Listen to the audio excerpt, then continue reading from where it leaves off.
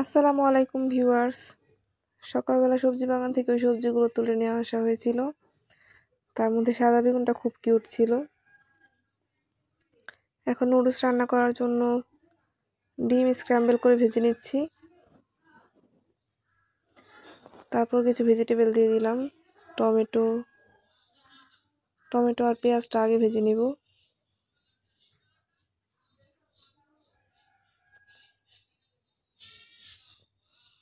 এরপর নুডলস দিয়ে দিলাম।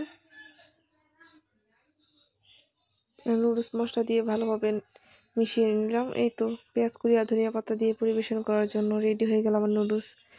এভাবে কে নুডলস রান্না করে খেয়েছেন জানাবেন কমেন্টে। নুডলসটা কিন্তু খুবই মজা হয়েছিল।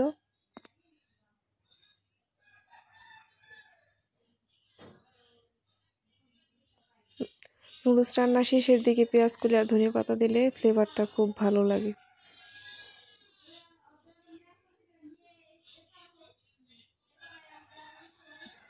এই তো আমার নুডলস রান্না অলমোস্ট ডান। এখন শুধু গরম গরম পরিবেশনের পালা।